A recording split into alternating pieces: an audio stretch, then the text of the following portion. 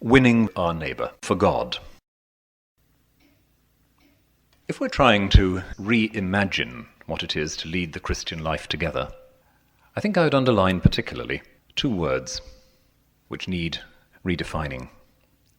One is life, one is gain. Life here, the life that is with the neighbour, is primarily and precisely the life that is being free to let God give through you. Being free to let God give through you. Because all these various pathologies of the spirit which arise in the common life, the urge to cement your superiority, the urge to pass judgment and to shut out, all of these are ways of not allowing God to give through you. And gain, gaining the brother, gaining the neighbour, gain is conceived purely and simply as the freedom that comes from that transparency to God as it's experienced by another person. And that puts some very severe questions to a lot of what we take for granted about common life. What if the real criteria for vital common life had to do with our failure or success in connecting another person with the possibility of reconciliation or of wholeness? Whether we are able to connect someone else with reconciliation and wholeness. And we connect not by successfully ordering their lives towards reconciliation and wholeness, not by triumphantly solving their problems, as we would love to do. We connect by our own willingness to face our weakness and our faults, our own connectedness with God's mercy. And to live like that requires, obviously, a pervasive critical awareness of how much in church and world we are encouraged to be competitive, to imagine success in terms of the other's loss. And we pretend it isn't so, but as a matter of fact, in church or world, that's the model we work with. I sometimes wonder what life in the church would be like if we had never, ever developed the concept of winning and losing. In many of the great controversies that face the church at the moment, many of those controversies, it seems to me increasingly clear that nobody's going to win. In other words, there is not going to be a situation of sublime clarity in which one group's views will prevail because the other group simply says, "Oh, I see it all now." But if we're not in the business of winning and losing like that, what does the church look like? What if we were sufficiently unafraid, and there's a key word, sufficiently unafraid to be able to put winning and losing on the back burner, to move away from the notion that my triumph is another's loss? What if we were able to think of the health of the Christian community in terms of our ability or otherwise, our freedom or otherwise, to connect one another with the well springs of reconciliation? We may not know positively how to do that in a triumphant and comprehensive way, but the Desert Fathers do at least give us some fairly searching criteria which help us to know how not to do it. Dying to the neighbour is not being afraid.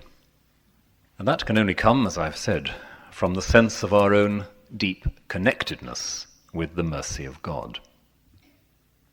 It's easy to caricature this as a faintly complacent picture. Nobody's going to win, so why struggle? Nobody knows who's right, so why bother? God is always merciful, so why not relax? God will forgive, that's what we pay him for. As one of those great 18th century French cynics observed. What makes this not complacent, in the Desert Fathers especially, I think, is that pervasive sense of shared frailty. Macarius, Moses, Pimen, and all the other great names are at one and the same time strenuous and relaxed. Most of us know what it is to be strenuous, know what it is to be relaxed, but we're not very good at holding them together. We think strenuousness is tension, being strung to a tight pitch. We think relaxation is a sort of slackness, a letting go. What I read in the sayings of the great old men and women of the desert is something that doesn't easily fall into those rather cliched terms. There's an extraordinarily poignant sense of sin. Sometimes a young monk will say to an old one, "We so admire your penance and your asceticism. Don't you think you've earned your way to heaven by now?" And the old man says, "No, if I had 3 lifetimes I couldn't make up for the mess I've made of my life." Take that out of its context, and a sort of Lutheran objection arises. Don't these people believe in the free grace of God? The answer, I think, is yes, they do. And that's why the awareness that they have of this frailty, this sinfulness, which even 3 lifetimes couldn't atone for, goes hand in hand with the extraordinary tenderness that they ascribe to God and show to one another. If your sins are that serious, then you may very well spend a lifetime weeping and doing penance. Not because you're making something up to God, but because that's how it is to experience yourself as a failure, a sinner and a sufferer.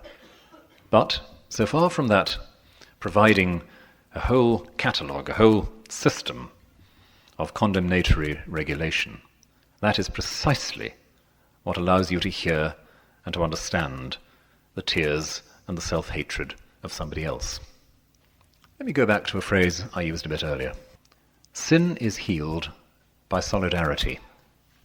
The monks of the desert were looking for solitude, but not isolation. A good deal of research has been done in the last couple of decades on the importance of community to these people, and the way in which, time and again, in the narratives and the sayings that stem from them, time and again, the point is reinforced. Only in the relations they have with one another can the love and the mercy of God appear and become effective. And those mutual relations have to do with that identification, that solidarity, that willingness to stand with the accused and the condemned.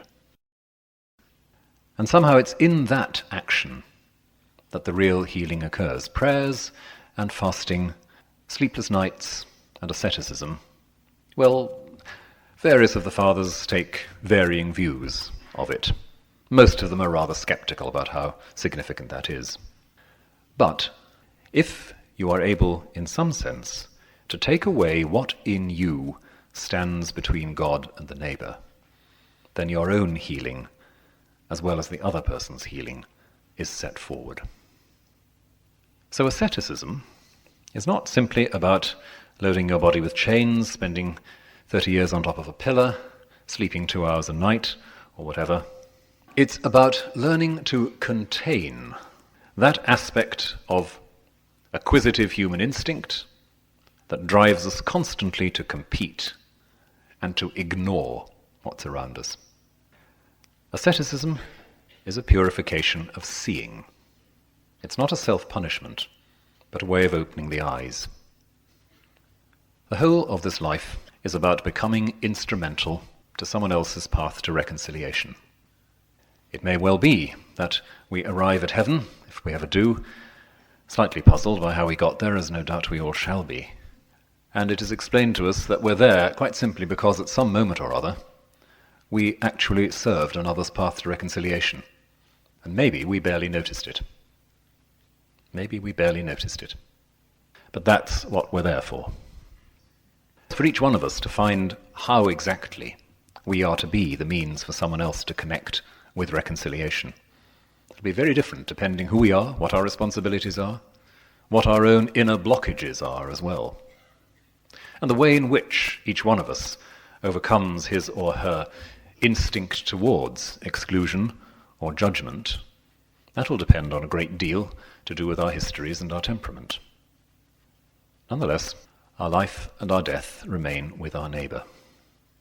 Our life is with our neighbour because we are alive in God when and only when God's reconciling presence is through us somehow connected with the reality of the neighbour.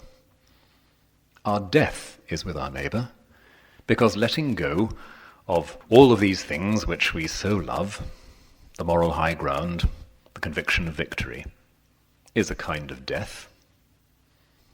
If we gain the neighbour, we gain Christ, because it's as we connect the other with the source of reconciliation that we come to stand in the place once and for all cleared for us and defined for us by Jesus Christ. Our life and our death are with our neighbour. If we gain the neighbour, we gain God.